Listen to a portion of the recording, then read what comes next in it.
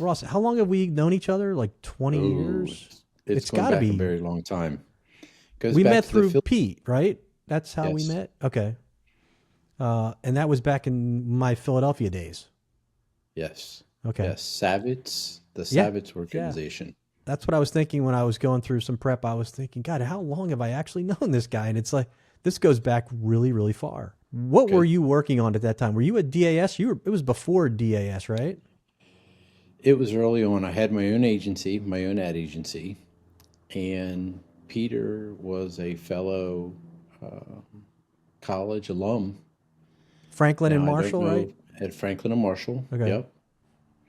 And he invited me into the Savitz organization to make a pitch for collateral, trade show, ultimately website design and services from what they did to help their communications. They had none. I remember those And days. Yeah.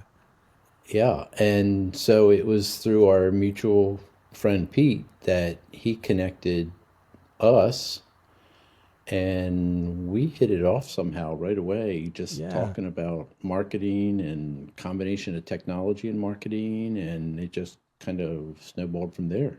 Let's start from with your history going back. So, because the goal here today is we're going to try to give our shared experience or your shared experience today on life work, so the people listening can help. It'll help them navigate their world a little easier through your experience. Okay. So, let's start, I guess, from Franklin and Marshall. Talk about where you went and where you went from there, and then after you graduated. Okay. So Franklin and Marshall was a college in Lancaster, Pennsylvania, still is, and I was a art major in a liberal arts school that specialized in pre-med and pre-law. And my parents had great concerns with what will a young man do with an art degree from a college not known for art. And so my father actually connected me with a few associates that he knew, and each one of them specialized in different aspects to the art world. And the first one that I met with was Donnelly Cartographic. They were map makers for textbooks, for the National Park Service, for National Geographic, for Time Life Books, and for Reader's Digest. So nothing small, And like just nothing these small, big these were time, big, yeah. big time. And I was very good at calligraphy, which, as you know, is using nib brushes and writing fancy. And I had a good hand. And the gentleman that I met with, his wife was trying to learn calligraphy, and he knew the aggravations she was going through to get good, and saw my calligraphy samples and essentially made a decision that said, if he can do this, he can do what we do. And he took me under his wing as a junior in college. I was a junior in college, and taught me how to render topographical maps with by hand, with pencil, with graphite, with sandy blocks, with airbrush. And so as a young dude in school, I was making $200 and $300 a map and getting gas money, beer money, whatever. And these maps that I was diagramming were used in textbooks and various other books. And I did that for 2 years. So I did that my junior year during school. I did that my senior year during school. And upon graduation, Donnelly Cartographic sent me to an illustrator who was nearby, who was a former National Geographic illustrator. And they ultimately said, hire this guy. We're gonna give you the work, and he's gonna be able to help you.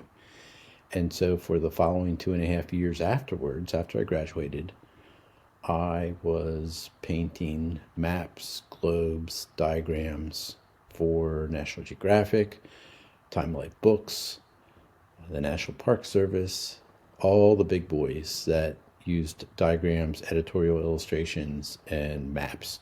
There was a period of time when I actually had participated on maps that were included in the air airline books that they used to give out in the back of the seat, and they would have the diagrams of where they all the flights go for that airline. I was in nearly every one. Oh, And it was wow. just a map of the United States or a map of the world, and it had all these lines drawn over it. And but I did the underground, the underside of the artwork for that. Oh, So wow. that was pretty exciting, young guy, Yeah. and I would get to say all this crazy stuff.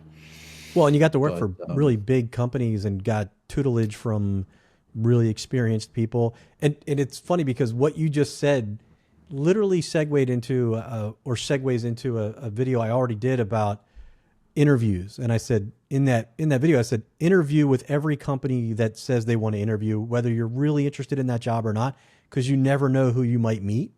And that's a most perfect definitely, example of your dad connecting with somebody whose wife just happened to want to learn something, which alone is bizarre. Like who just, oh, I want to learn calligraphy. Like that's not something you hear every day, right?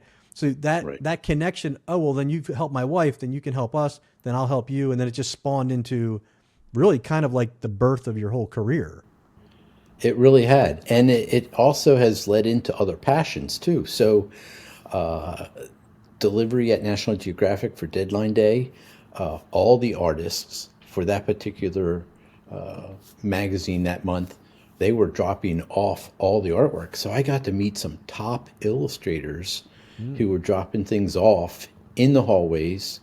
And I had a chance to talk to some of them. And I'm this 22-year-old guy saying, "Oh, I'd love to collect your work. Where can I find it?" And next thing you know, they turned me on to places where I could find sources of original illustration of people that I admired. And to this day, I still collect that passionately. And maybe spend too much if you ask my wife, but I'm actively, chasing down artwork all the time. Wow. Literally, there's one behind me. Yeah, I That was was, wondering if that was you or because I know you do your own paintings. I didn't know if that was you or someone else. yep, somebody else, and that was a design for a postage stamp. Oh, So, really? Did it become yeah, a postage stamp or was it like an I initial don't know design? that. Okay. Yes, I don't know that. I think it Because was I an know they initial do a design. lot of different versions of them, and then somebody will pick one. That'd be interesting if that was actually one that was used. Well, it's funny. I've met one of the women on the committee that picks the stamps and picks the artists. I should actually ask her. I do have her contact information, and we've spoken many times over various artists and illustrators that do work for her. Yeah, Now, that in would be those fun to find days, out. yeah, it would be fun to find out. In those days where you were doing the illustrations and you were this young up and comer, getting to work with people that you really admired, and what were some of the big challenges that you ran into starting out? Right. I mean, I imagine one that made your father and mother feel a lot better. Right. That you got connected with a firm and a bunch of really interesting people in a field that you loved. But what were some of the challenges in it, or were there challenges that you ran into starting out in that industry? So I was pretty naive. I didn't know what to expect. We worked very hard. We worked on a deadline schedule. So it wasn't 9 to 5, Monday through Friday. It was every day until the project was done. And once the project got done, you would have maybe 4 days off, maybe a week off, and then you'd start another project. And so, not knowing how much money you were actually going to bring in, because Mm. the man that was in charge, the master artist, he had control of the purse strings and the time schedules, and he wouldn't always share that in advance to what was on his plate. So that was one of them. After my parents actually met with him and came to his home we worked in a big studio on the third floor, and there were other artists there, and they met with him, and he said some very nice things about what I was doing. And after that, they did feel, much better about where I was going to go and what I was, you know, what my path might be. So they didn't worry about me so much. Was there one or multiple people that like kind of took you under their wing and they became your mentor for a while when you were young, or was it just the whole group of illustrators and just being in that environment? So yeah, no, it was really the guy from, his name was Herwig Schutzler from Donnelly Cartographic. He was the first one. And the second gentleman was Ken Townsend. He's no longer living, and he was the staff artist for National Geographic. And just through those two gentlemen, they helped me tremendously and taught me all kinds of things about the business of it and the deadline importance. And, I put everything into hitting that deadline, which has driven me to be a deadline oriented person now, to the point when a client will say, "Hey, I need this next week." I'll be like struggling because they didn't give me a time, they didn't give me a day, they didn't tell me what the deadline was. And so I'll ask them, "Hey, what's the deadline here? I need a deadline. If You you need ask to for work by next a week, it clock. might not, yeah, Yeah. it might not happen if you just say, hey, here's a hot project for next week." Well, it's interesting because it So sounds like, and I didn't know this about you. It sounds like early on in that particular field where it's deadline driven, and you just said you might work really hard for 6 days straight or a month, and then suddenly have off for a week. It's a lot like consulting. So you had some experience in consulting where it can be really great and it can be a real dry spell, right? And you're like, when are we going to start working again? Because I need some cash for beer money or whatever it is when you're that young. But it sounds like that also prepped you a little bit for what it was going to be like creating your own agency and getting into that consulting world where it's not always the money's free flowing. it's not always free flowing. And so I was locked into doing specific things. And as you get into the business world and try to do not just the work, but then cultivate clients and then manage the cash flow, and it becomes a little bit more than what you anticipated, based on, hey, I'd like to do this. I'd like to be in business for myself. I'd like to, start a business or start an agency or hire 10 people, or, it's just not something that's easily done without having a fuller understanding of what's involved. And so those experiences did help with parts of it, but the client relationship aspect of it, and having to deal with the people involved, I was at that time I was just focused in on the work and getting the work done. So there were later experiences that brought me into the world of client service and customer service, and dealing with agency growth and making, trying to make more money. So right now, in the beginning, it was tied into, let's get the work done, let's have deadlines, and let's do the best job we can. So in the beginning, it's safe to say you were honing your skills, like just being able to become a better illustrator, learn from the best, meet deadlines, and just get better in the craft. Just get better in the craft. It was true schooling on the job. Yeah, But yeah. it was intense, and it was very old master, like. I literally had to, I'm not a coffee drinker. I admit that openly. I don't even like it, the smell of it. But I had to go in every day and make coffee for everybody else and get the paints ready. And I was that low man on the totem pole in the beginning, and had to get things together for the whole agency of illustrators. And if somebody showed up at the door and the main man was maybe out late the night before and was still sleeping on the sofa, I had to answer the door and kind of keep everybody from coming inside to find the main man sleeping on the sofa. So you were It kind of was, like a office manager too, running around just doing, other duties as assigned, to get to make your bones essentially. Essentially, yeah. And it turned into being the model with, you know, depending on what the picture was depicting. I remember dressing up like Vikings. I remember pulling out swords. I remember doing all kinds of crazy That's stuff. And great. yeah, it was a great education. Yes, it was Well, a great I want to education. kind of segue like from there, what you did next. But before we do, you just said you mentioned a minute ago about it's kind of like that was old school.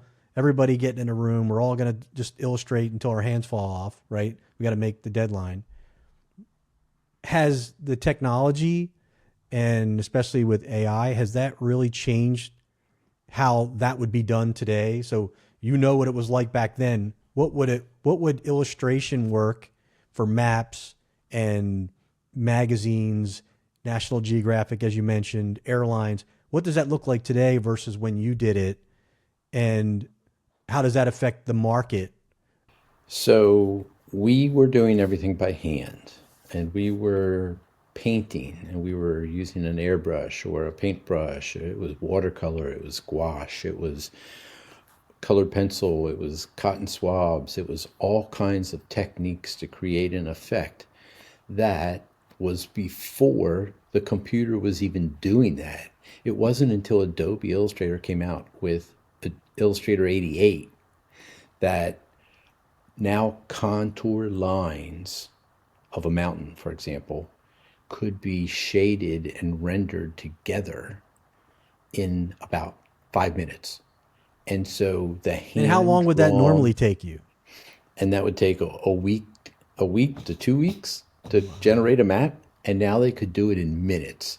So Adobe Illustrator actually changed everything, and the publications all switched over to speed and renderings by the computer. And the downside to what happened with that decision was that the maps all started to look similar, whether it was a big guy, National Geographic, whether it was a little guy, Time Life Books, whether it was anybody. They all looked the same. Therefore, they did go through this stage of, okay, we did hand painted, now we're doing computer generated. Ultimately, after years, they started to go back towards a mixture of both. But then other applications like Painter and some other software packages came out, and Photoshop got really good, and Image Studio was beaten by Photoshop, and Adobe acquires, and all kinds of technology things impacted that. However, that was the impetus for me to move on to next phase, which was getting a job in a small ad agency using my background and experience of having to do it by hand, and now get into, okay, how are we going to do it in the agency world? And computers come along, start to speed up the process. We're developing a printer and the screen, having PostScript to be able to print exactly what it looks like on the screen. I was involved in before PostScript where you had to crash type on a screen, a computer screen, just for it to print out normal. Hmm. You did not have that ability to see and get exactly what you were seeing on your screen. So So everything you did on the screen, you'd have to print just to verify. Does that look exactly like what I wanted to, that's what I correct. expected? Yeah. Okay. And then PostScript came out. And once PostScript came out, then all of a sudden what And you what saw you on see is what you screen get. Yeah. is what you get. And that whole Wow. WYSIWYG and all the letters and names and all that stuff. Yeah. Yeah. Yeah. So before 88, it was hand. It was And all hand. then after 88, it became tech and hand, but people were moving. And then everything started to have like this similar look because the tools Yes. weren't super advanced. So you had to work within the tools. And then Right. people started to see, but I'm looking like everybody else. Can we get our own personal touch? So then it became a mixture. Then the tools got better, and then you could kind of do whatever you want. And I guess the hiring and the changed for these firms. So that the original firm that you were working with, that hired you that did illustrations, that staff makeup was very different. You had artists, right? But I imagine now you had to know software. You needed to have and computers. I was there too at the same time. Not everybody had a computer on their desk, right? That was a very Right. expensive piece Right. of hardware. And in Right. my day, you used to go to the computer lab in the office where there was a room where you would get time on a computer, right? And there was a dot matrix that everybody shared. There weren't laser printers. And if there was, it was really expensive. But I imagine, man, tell me if I'm wrong. I'm curious. Did the makeup of the office change and the hiring and the skill So the sets? so the original Illustrator grouping stayed by hand, and they did not adapt to technology. So as technology infiltrated into the process of production, he started to lose work. He started to lose out to other organizations that could do it faster and cheaper. And there was a time when the mixture of hand and computer were together, there were some people that wanted to go back and get, hand done things because it just looked so different and original. But that body of work was reduced tremendously from that first organization, and again that whole change kind of pushed me into going into the next cycle, and that was getting a job with an ad agency. And so I did that, and I only had a portfolio of illustration, and it was top names, and I really didn't fit into the agency, art student background from an agency perspective. So again, now there's another guy that's going to take a chance on this illustrator that says if he can paint for these people and do this kind of work, he can surely do design and advertising. And so I got a job at a small agency, and the owner, his name was Bob Ibold. He was very helpful. And the art director that he assigned me to was Doug Hershey. And Doug Hershey and I had a long term relationship where ultimately we formed Weston Sachs. And his middle name was Weston, and I'm the Sachs. And we did that for 12 years. So started out as a small agency, jumped around to a few agencies, got better, and eventually hooked up with Doug Hershey again, and we created an agency. Meanwhile, technology is evolving. The computers are getting better. The computers are getting cheaper. Phones are now cameras, and you can document more things and import more images and manipulate them right there. And we didn't have that in the beginning. So, apologize for my pup. So yeah, that was a another tidal wave that So that it's safe time. to say that after that period of or technology kind of got into the market space, that you couldn't just be an artist anymore. You had to be an artist who knew how to use computers and specialize or know different software packages because we're going to expect you to not paint or draw on paper. We're going to want you to do your designs in a software package.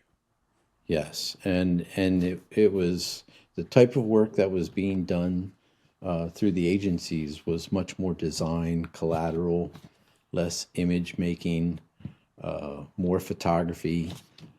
Back then they had stock photography, and before before stock photography, it was the paintings. So it really went from illustration to stock photography, and then from stock photography, it went into Stock taking images. your own Yeah. pictures. Yes, you're Yeah. taking your own and downloading and being able to find things right away. So that yeah, it's amazing how fast things have changed.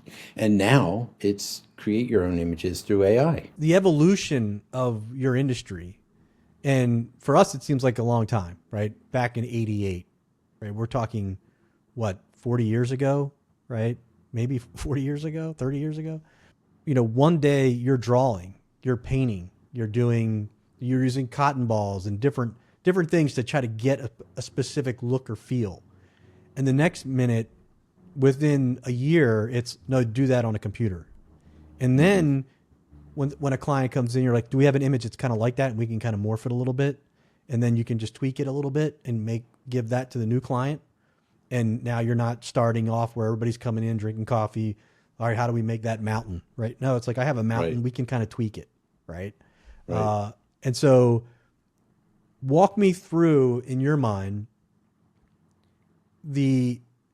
how all that impacted your enjoyment of the work.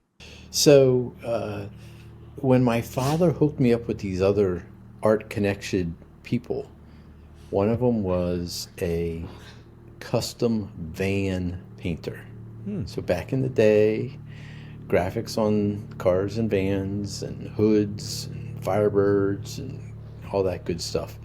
And so I had the ability to paint vans and airbrush on the side of vans and put Firebirds on or dragons on the hoods of cars, and so that was a whole nother experience of, hey, would you like to get into this side of the art world? And I chose not to, but I did it for a period of time while learning, what I could do with it. And then next was t-shirts, and we got airbrushing t-shirts, and you paint t-shirts. And could I see myself doing that? No, I couldn't see myself doing that. Ultimately, I knew that I needed to go towards the business side of things if I was going to get up the ladder.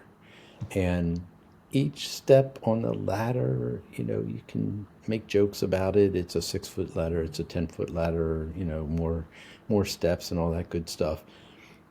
It's important to realize that there are steps to getting better. There are steps to becoming more successful. There are steps that you have to do things instead of starting out at midway on the ladder. You got to start at the bottom and walk up, and so whether you can skip steps and go, 2 ladder rungs at a time, okay, you're quicker, you're more advanced, you're absorbing the information, but it's really a step process. Did the enjoyment of the art process change? Like you just said, hey, I had to go into the business world. So you were getting older, you saw the industry changing, and in order to stay employed, you either had to go down the computer route, right, where you were going to do graphics on a computer, or you were going to manage the team, create a business, and manage that group and foster clients. For you, was it as enjoyable to do art on a computer versus by hand? And that's also what kind of drove you into the business world? Like, hey, that's really not for me, the drawing. I like the old school way. Or was it just a natural progression for you where, hey, I did the drawing for years, learned made my bones. I kind of want to move into the business realm. So since I still paint today and still illustrate today, I've always enjoyed hands-on doing it, by hand, old school, create the best possible image picture I can. The computer is definitely speed. There's a complete understanding that needs to take place on how it will reproduce out of your file and how to overlap colors and how to create the file so it will print the way you want it to. That's a whole nother skill set that develops out of generating computer design and art. But the fun of it, or the excitement of it, comes really from the clients and the projects changing. And so you get to deal with different people, different personalities, different needs, and then you start to realize that, wow, a lot of these people have the same needs. They just have different approaches to solving that problem. So you enjoyed the art, but you also enjoyed the client interaction. Like, I mean, I've known you for a long time. You're not an introvert at all. So you're very much a social butterfly. We've done conferences, and you love engaging with people. That is something that you really enjoy. You're a natural born salesperson. So that gave you as much joy or added to the joy or supplemented the joy that you used to always get at the office just drawing. You kind of fed off of that as well. Is that safe to say? That's safe to say. So compare it to, try this. When I was doing the maps, I enjoyed working on the best clients' projects at the time in the world, National Geographic. However, when I was drawing a shoreline, it would take me 20 to 30 minutes to go about an inch and a half of shoreline Oh, because the pencil had to be so sharp and you were constantly sharpening the pencil and you had to be perfect and you had to do it right and take your time. Enjoyed it, loved it for various reasons. But now, that first of all, that doesn't exist anymore. But now the joy has gone towards winning, getting a good project, getting paid, getting results from the work that you're producing, so you're and outcome oriented now, much and more outcome oriented. and back then it was you had to hone your craft. So you're all that tedious work, that 1 inches at a time, and sharpening a pencil. And if you mess up a little bit, you got to start all over again, maybe. And that's very tedious.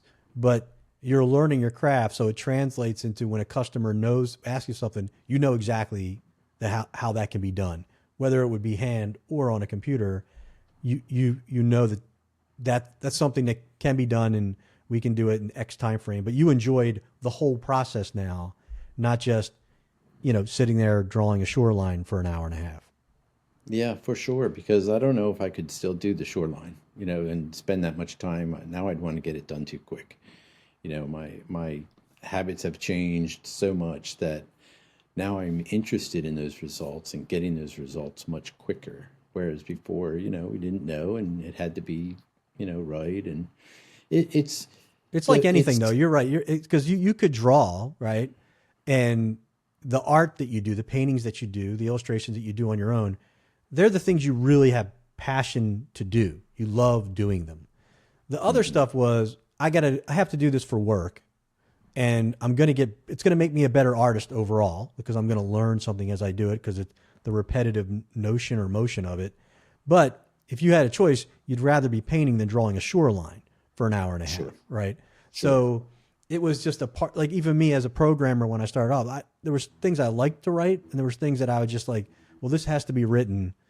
A lot of boilerplate code, but you didn't want to write it, but it was just part of the process. And it made you a better programmer, but it was boring, frankly, right? Right. And then eventually, just like you have to move into, do I want to be a leader so I don't have to do all this like tedious stuff anymore, but I can then relate to people? Or do I want to Hmm. just keep doing the programming? And I guess it's the same in the art world too, and or in the illustration world. Well, so let's try this on and compare this to the programming side. You get good at something, you get good at it, but as you get better, you realize that there's better people. Mm. There's people coming into the field that are almost as good as you much more quickly because they had better schooling or more focused schooling. And so all of a sudden you realize, wow, I can hire better and not have to do it myself.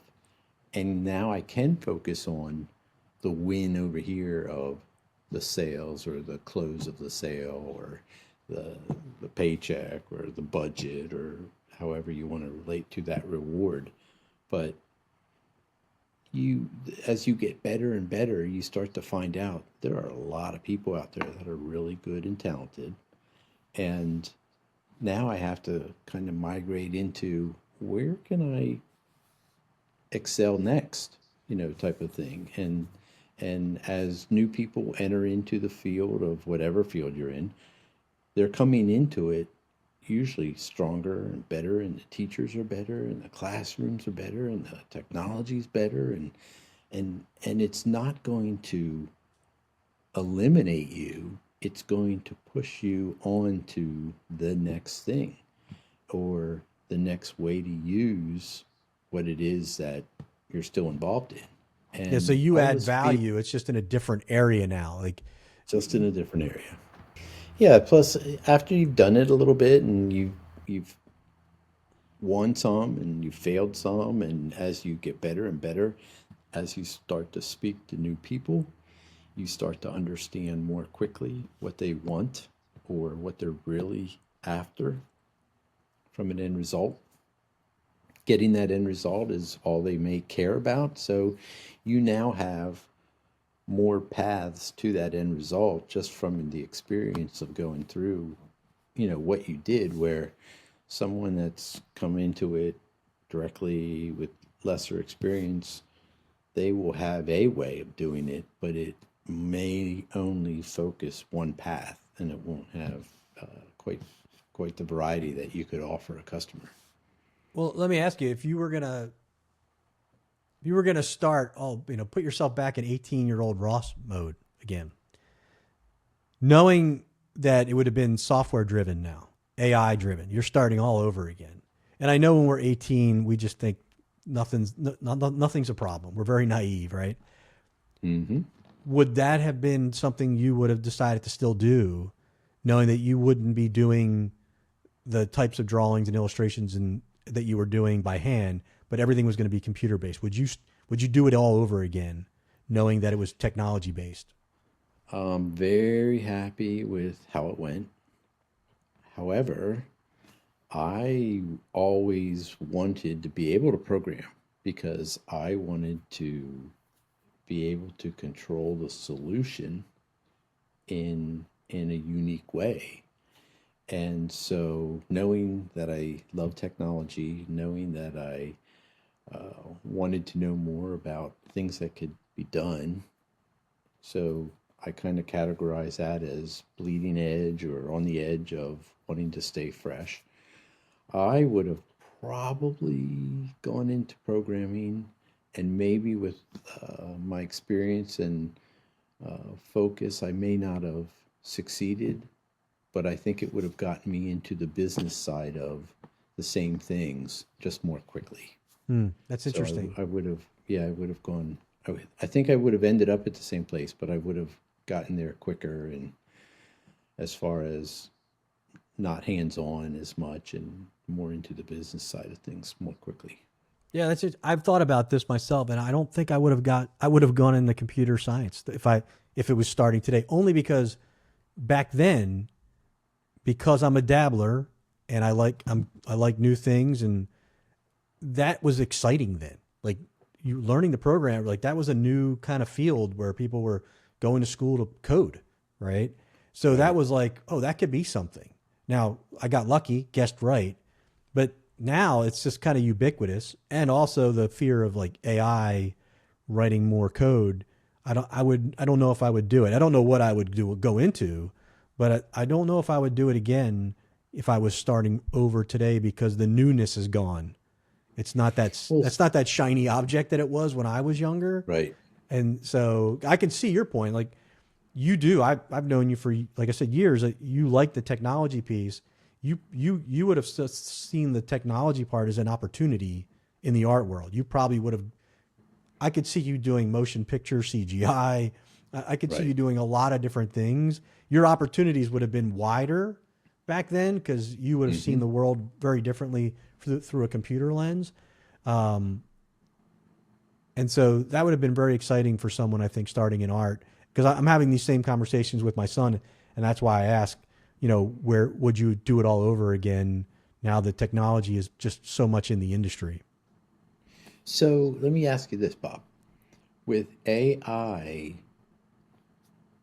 breaking onto the scene in changing ways almost daily, getting more sophisticated, get more integrated, but can it really replace that code person?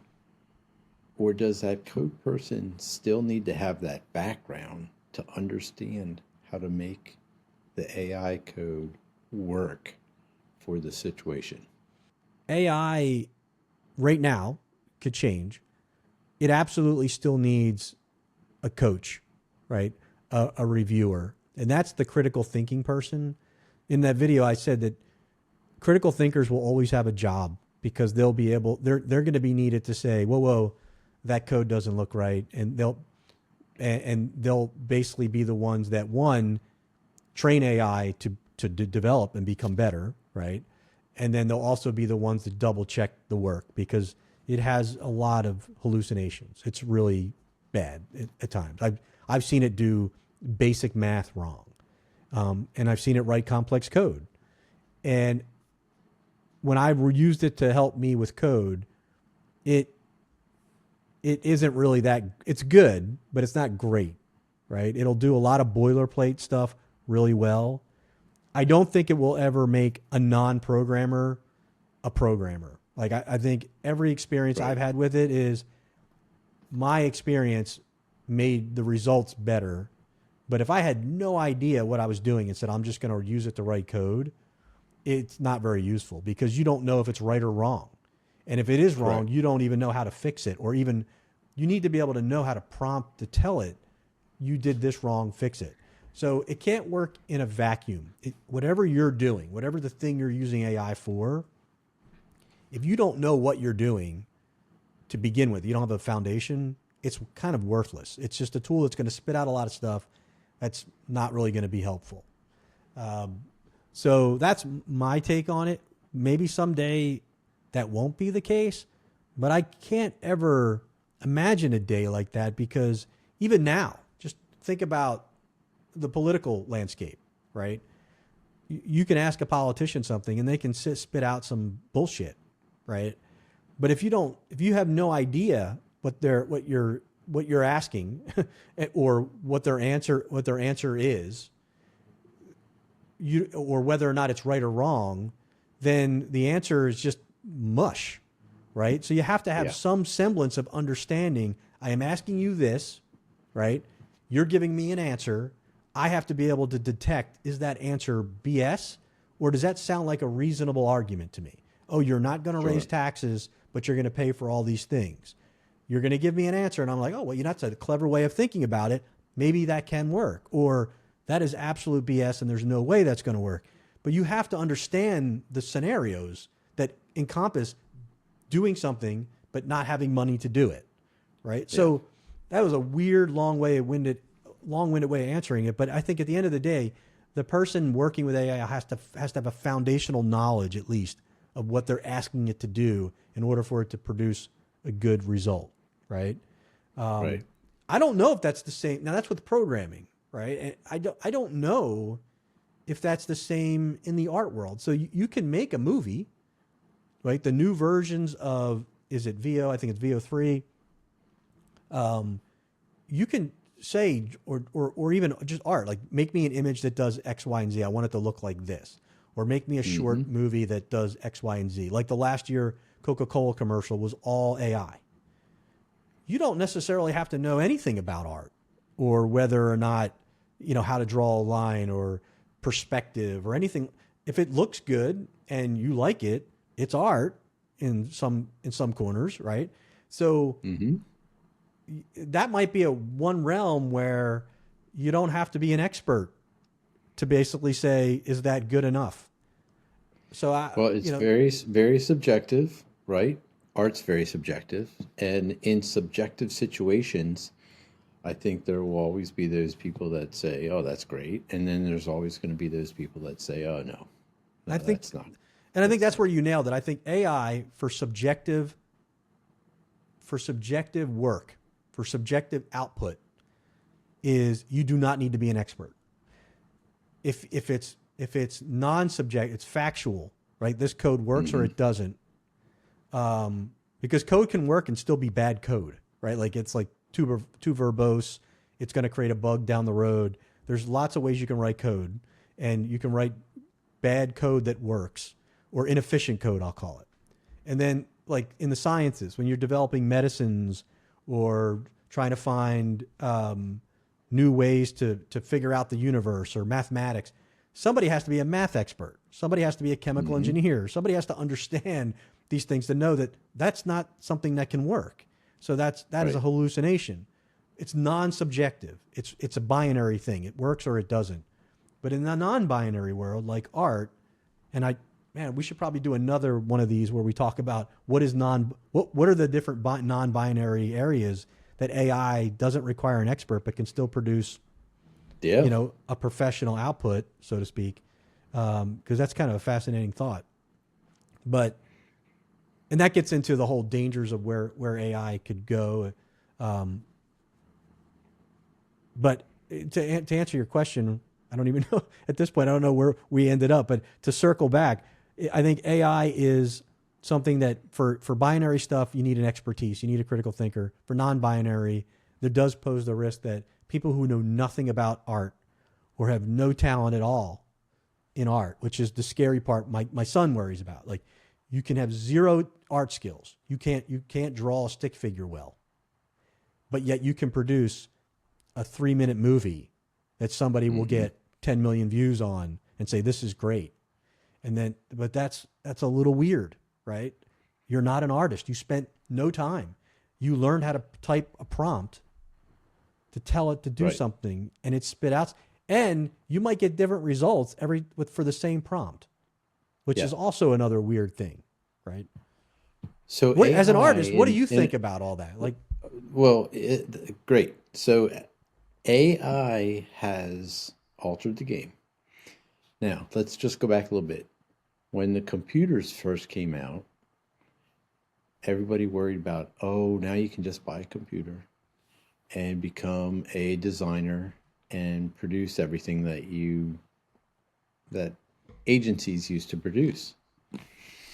But then people decided there was good work and there was average work. And then the next thing you know, cameras came to the phone and everybody becomes a photographer. And all the photographers got worried that had all this fancy equipment. And now you could do a lot of that on your phone. And it turns out that there's good skill matters. photography, the skill matters, and there's, not so good photography. But now with AI and the prompting ability, it has really dumbed it down to the point of a good prompt can work in these powerful applications and pull from resources now that are much larger than before and create things that appear more realistic and more real and problem solving. Whether that goes to that subjective side of, yeah, that does it or that doesn't do it, that'll just continue to evolve, because a lot of the fake news that you'll see on some of the social platforms, you definitely are questioning, okay, is this true or is this fake? It could be an interview with voices and celebrities that you think you know, and next thing you know, they're talking, and I have to ask my kids usually, hey, is this really happening or am I just being faked out by somebody, Right. you know? And there's jobs now where people, they openly say, hey, I'm faking this news, but I'm creating video clips. And it's all about download. So Well, they say the most of the internet is transition, bots. It's just bots, and there's so much. As a person who's getting into the content creation, there are so many AI videos. Like, it's slop. It's not good, but it's still there and it gets views because people are curious, right? yes, yes. And people. This is another, man. We're going to do another podcast on this, or another video on this, but the whole aspect of creativity to create something original, to create something new. Good one. Music. Spotify has AI bands, right? Now, the logical conclusion to that is Spotify, as a musician, you upload your music and you get paid by people listening to your streams. And I think the Right. latest thing I saw is like a solo artist would need 500,000 plus streams a month in order to make minimum wage, right? Which is Ooh, insane. So imagine if you're in a band, it would make it even harder. But if Spotify can create AI bands and they get traction, now you don't have to pay the band. You get to keep all right. the ad revenue from that. So will Spotify eventually push all the artists out and just say, look, we don't need, we're making a mint here for, with all this AI music. And that's the same with AI imagery. And my son gets mad because it's, the ethics of it, because the art that's generated, the video that's generated by AI is an amalgamation of every image and movie that's ever been made. And it's just spliced together through logic. Basically, that's all it is. These neural networks say this image, I'm going to glue it together because of how the prompt was made. I think these things would go together. So it's not, you could argue it's original art. That image has never been shown before because it's an amalgamation of other people's works, which is another problem, the ethical part. You're creating an original work, but it's original because it would be like you, Ross, taking all the illustrations that you own and cutting them up into little pieces and making a new, I know that freaks you out. And then making a mosaic piece of art from the different pieces of all the art. It's an absolute original piece of art, but it's made from other people's artwork. So is that Ross creating art, or is that Ross creating something from other people's artwork? And what is the ethical dilemma of that, right? Because it would probably look really cool. You've seen mosaic art. Some people have created some really cool things from magazine covers, right? Mm-hmm. But man, that to me is a troublesome future for artists, just from an ethics standpoint. Did we really all give permission to do that? Right. Right. I mean, as an artist who I have one of your paintings, other people have paintings, you've bought illustrations. What are your thoughts on it just generating art and suddenly people selling it as original work? So there's distinctions in the art world between, say, art and illustration. So illustrations are usually published and used as editorial pieces that go with a story. Art is the more subjective side of things, where this cut up of the mosaic would take place, and it becomes original, it becomes unique, it becomes one of a kind. So it's a art form, but would somebody put a value on it just because you cut up other valuable originals to create something else? And if nobody does it, will the people that control the values of what artists are popular or not popular, will that become a valuable piece of art? And I would question that they would control that, and it'd be very dangerous.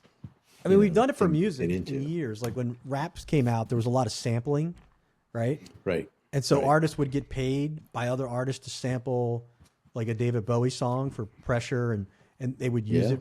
And so you're making a new piece of art, and now that a new song, and that song has the same feel or vibe as the original piece because it's got that sampling in it, which gives it that hook. But you're also, that artist is getting paid. The original artist is getting paid to use their artwork. And the song, you could argue, is an original.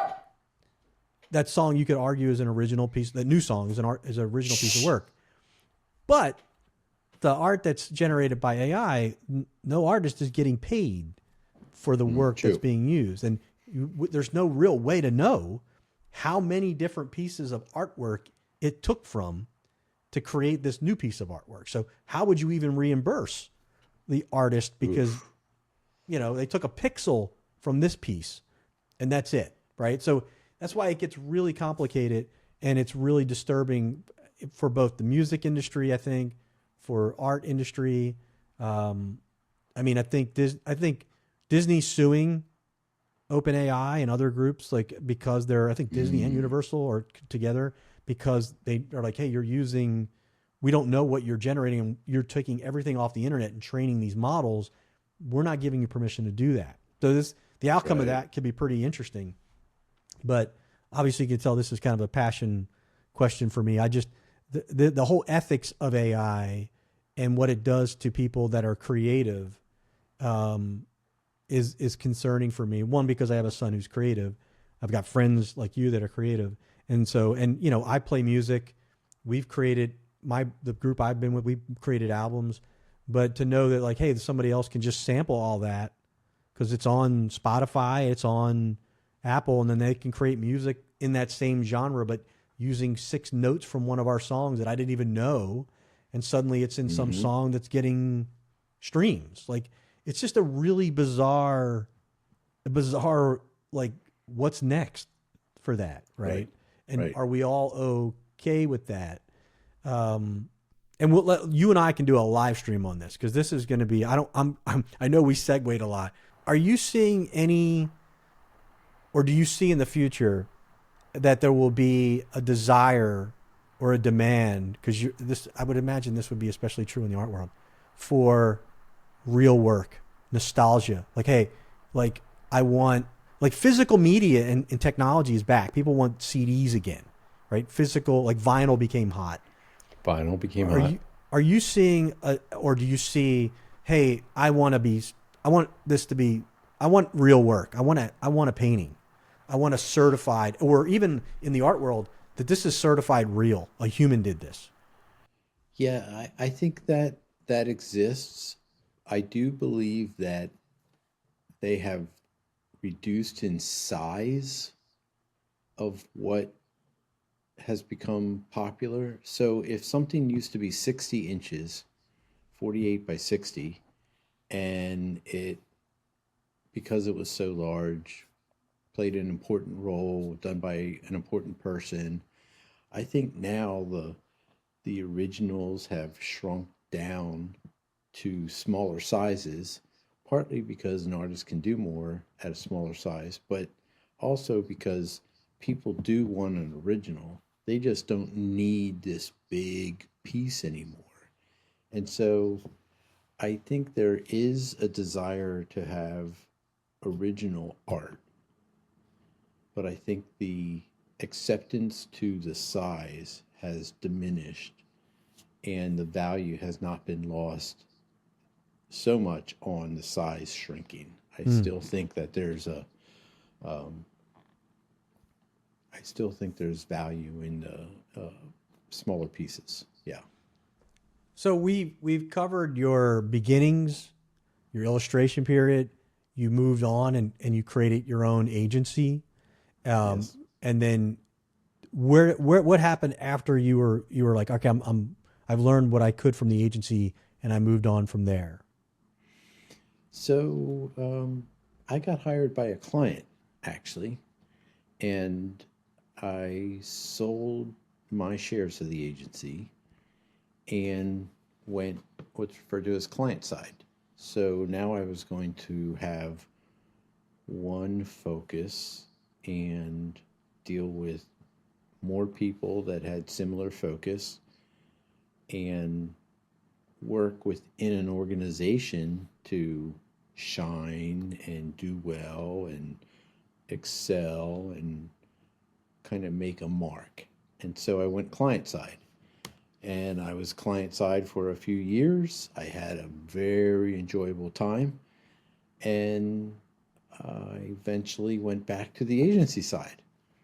I had a better title. I was doing more interesting things with more customers again.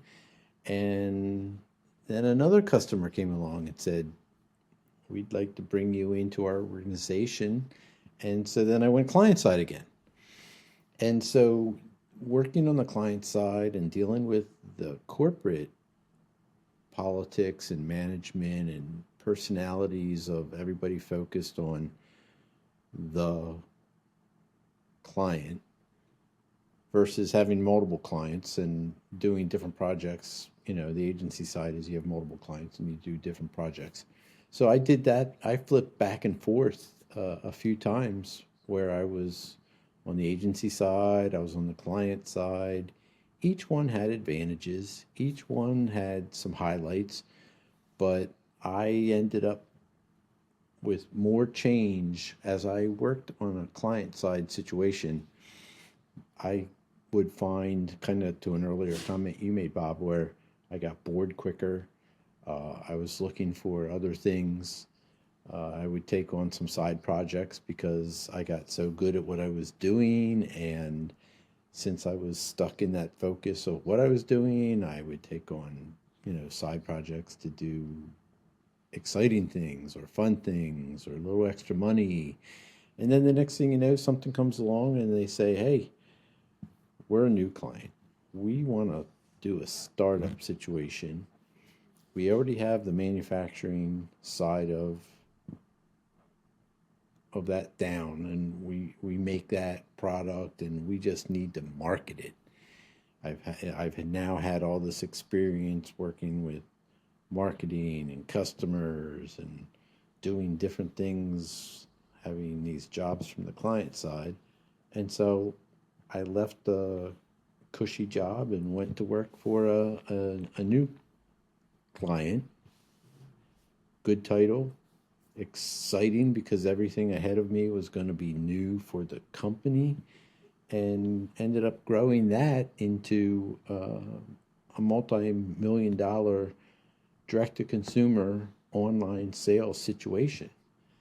And that was very exciting. That was a contract that it was extended a few times to go beyond what I thought I would do. And eventually that contract came up and I had to find something else to do. And that leads me into what I'm doing right now. So Yeah, tell us a little bit I about what you're doing now. Anything you want to reveal? yeah, so I having worked with multiple clients and being able to solve problems for clients, I started meeting various clients, and a lot of these were in the food industry, particularly in the meat snacks, salty snack industry.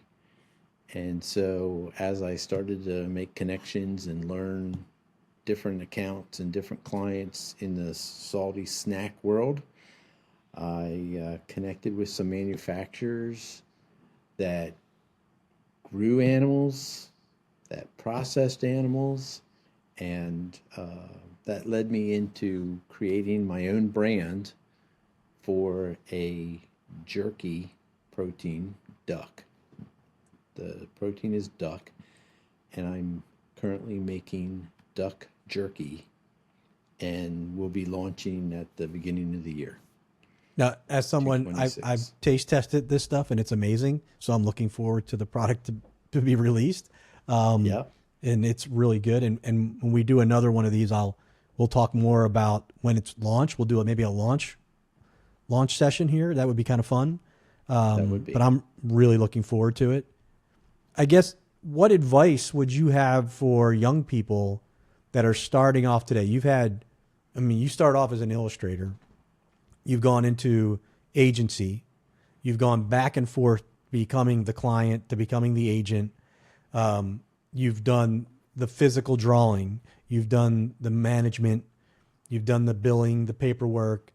As a consultant myself, it's one thing to be the programmer. It's another thing to kind of like do all the engagement work, the contract work, negotiating things. It's a very different world. Trying to grow, trying to get more business.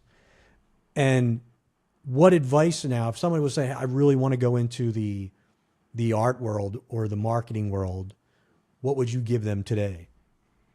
So, I've been thinking about this, and I think the starting point would be to consider your network. So, you never know who might help. You just need to reach out to various people that might touch your interest of what you're going into.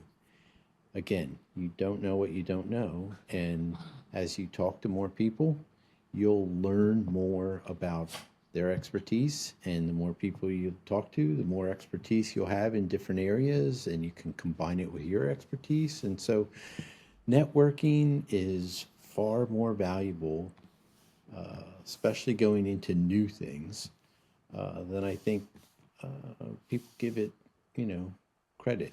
And so that doesn't always mean getting into organizations. It sometimes just means opening your mouth and asking a friend if they know anybody that's done something. And the next thing you know, you'll put pieces together and you can start to build out a network of people that can help you or converse with you about what you're interested in doing. So I'd start with networking. That'd be number one. Number two is you must maintain, in my perspective, you must maintain a curiosity, a curiosity to learn, a curiosity to get better, a curiosity of what's involved or understand how things work. But it's ultimately a curiosity. And I think those two are very important. And then it gets back to doing the work. You got to be able to do, you got to be able to do something. You got to be willing to do the work. But if you combine a network with curiosity and an attitude to do what's needed to get done, I think those three pieces are huge values to anybody trying to figure out what next steps are ahead of them. It's meet people, make friends, create a network, always be curious, focus on, I would add focus on your critical thinking skills because that'll help you stand out. But, and you have, like, to your point, you have to be the person who's willing to make the coffee, open the door if the boss is sleeping, do the extra things because, one of the things I learned early on was you don't get to do the work when you're promoted. You do the work which shows you should be promoted.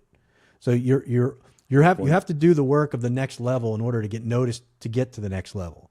The attitude of, well, I'll do that when I get promoted, but that's not in my job description. Well, then you'll never get that new job because they need to see that potential in you early. But yeah, no, that's great advice. Anything that you could add to that from the perspective of how technology has advanced, the where AI may or may not be going, because it could be hype more than anything, and how Yeah. that might steer your career choices if you were starting off So, again. so I would use one of the AI tools as a part of my network. I would definitely ask it the tough questions that you would also ask a human or a friend. But I would ask some of those questions to an AI tool to get a perspective. And again, the critical thinking is you got to take different perspectives and form your own opinion. But there are, if the AI tool is pulling from various sources, whether it's Reddit or Google or other websites or whatever, if you can ask it something about a particular field or about a particular role or about a particular job description, don't be afraid to ask. I mean, you just have to work on a prompt that gets it to level A and then ask it again and then ask it again or make a small change within it and treat it like part of your network. And I think you might be surprised with what could come out of that, even. Use it as a tool to help you. Try to understand the ethics of it and what that could mean to people who might be displaced by it, um, ethically or not ethically. But definitely don't not use it. It's a really good. I find it really good for a sounding board, right? Yeah, Like yeah. it's great if you're, hey, I'm thinking about this. Where could I be wrong or right? And you'll find hallucinations in that as well, right? But Hmm. it'll also be a good sounding board. Like, oh yeah, I didn't think about that. That's interesting perspective. And then you can then drill into your point, another prompt from there and another prompt from there to help guide you into. It may not give you the answer, but it might help you think a little bit more, get the wheels turning, so to speak. But You I agree with you on that. definitely you definitely have to maintain the critical thinking aspect that you mentioned and realize that you're in control of it, but yeah, it can open up ideas that you may not have been ready to think about at the time. Yeah, use it as another data point. Is there Very anything that true. I didn't ask you that I should have asked you that you think is important to pass along? Well, I think the last question was really good. Again, I think having a great attitude of realizing that what you don't know is what you don't know, and the goal is to try and get to a more informed perspective so that you can make good decisions. I mean, Yeah. making good decisions is what it's all about. Yeah. And you can't make a good decision without talking to people. You can't make a good decision without talking to yourself. You can't make a good decision without getting different perspectives, and you just want to make good decisions. So, Well, I really appreciate your time. This has been great. We'll do more because there's things I want to get into about AI and do some live streams, but this was super helpful. Um, is there any place that people can find you online, like look at your artwork? so I do have a Saks art gallery online, and there are some paintings posted there. I got two puppies here waiting to Be help me engaged. Yes. talk about that. Yes. I'll put the link. You send me the info. I'll put it in the I'll send you description. the information. That'd be great. Yeah. Okay. Well, it was great talking to you again, Ross. And we'll talk soon. Go address your puppies. Take care.